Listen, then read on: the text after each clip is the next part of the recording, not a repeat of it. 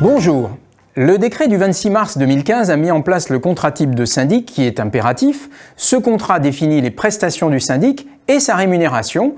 Cette double clarification devrait permettre de lutter contre la facturation de prestations floues et l'augmentation abusive des honoraires. Au bout de 4 ans, certaines dérives continuent cependant d'être constatées. Pour analyser cela, j'ai le plaisir de recevoir Martine Vaquin. Bonjour Martine. Bonjour. Vous êtes juriste à l'ARC, spécialisée en droit de copropriété. Alors quelles sont ces stratégies qui sont mises en place par les syndics? Et puis en premier lieu, dans le cadre du forfait de base?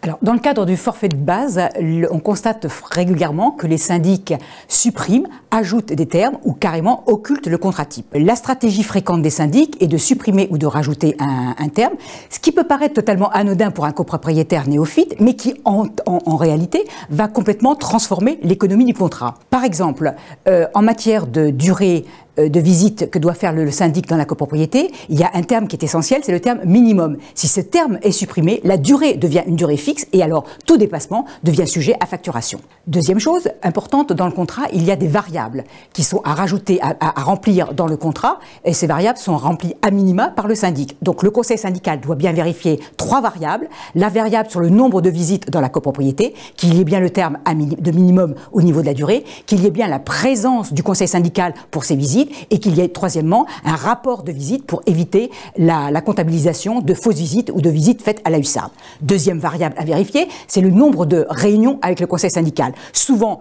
carrément, le paragraphe est rayé. Il faut vraiment vérifier le nombre de réunions avec le conseil syndical. Ça fait partie du forfait et ça permet de répondre aux besoins de la copropriété. Troisièmement, la plage horaire de l'Assemblée générale, il faut la prévoir à une heure où les gens sont revenus dans la copropriété, donc 18h, 18h30, 19h, et avec une durée d'AG qui correspond aux besoins de la copropriété. Donc ces variables sont importantes et toutes ces prestations constituent le contenu du forfait.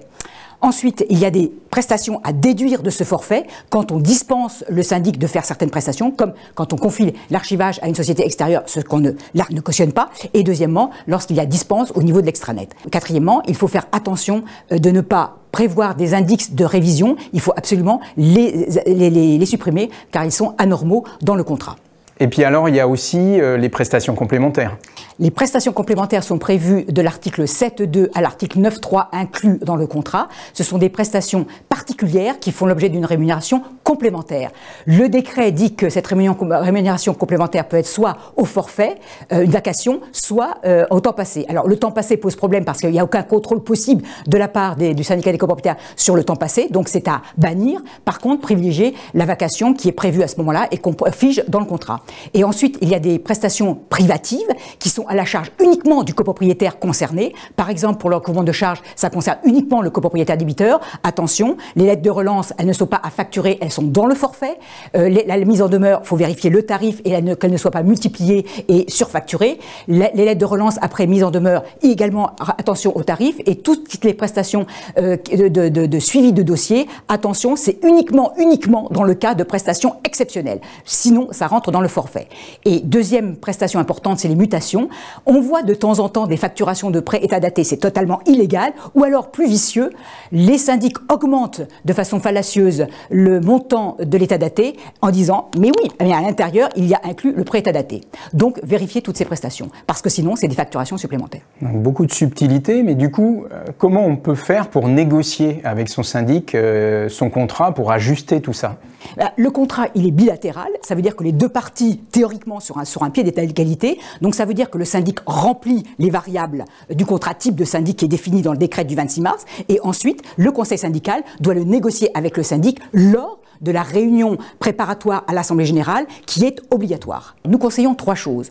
Premièrement, de refuser tout contrat qui contient des prestations qui ne sont pas citées dans le décret du 26 mars 2015. Deuxièmement, impérativement de négocier le contrat lors de la réunion préparatoire à l'Assemblée générale.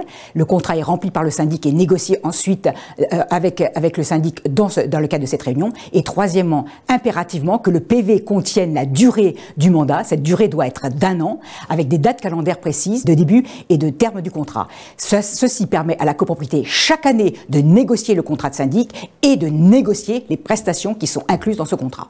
Merci Martine. Alors en résumé, vérifiez toute proposition de contrat type de syndic et notamment sa conformité avec la loi pour éviter les abus. Soyez très vigilants sur le forfait de base, mais n'oubliez pas les prestations complémentaires et les prestations privatives qui, si abusives ou illégales, peuvent rester à la charge du syndicat. Mettez en concurrence et négociez avant l'Assemblée générale amenée à désigner le syndic. Et les préconisations de l'ARC, c'est donc d'imprimer le décret du 26 mars 2015 sur le site de Légifrance afin de vérifier que le contrat présenté par le syndic respecte à la lettre les dispositions réglementaires et puis lisez aussi l'annexe au contrat et l'annexe 2.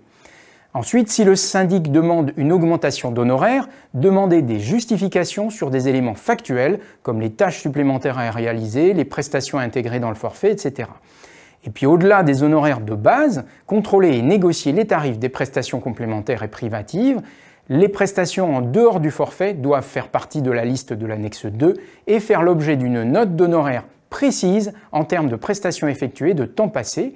Si vous souhaitez mettre en concurrence les contrats de syndic, n'hésitez pas à utiliser le site CoproSyndic qui est mis à disposition sur le portail de l'adhérent de l'ARC. Il vous permettra, après avoir établi le descriptif de copropriété et de ses besoins, de mettre en concurrence et de comparer simplement les contrats de syndic pour ensuite mieux les négocier. Et puis l'ARC met aussi à votre disposition un manuel, les abus des syndics, que je vous recommande de vous procurer d'urgence. Voilà.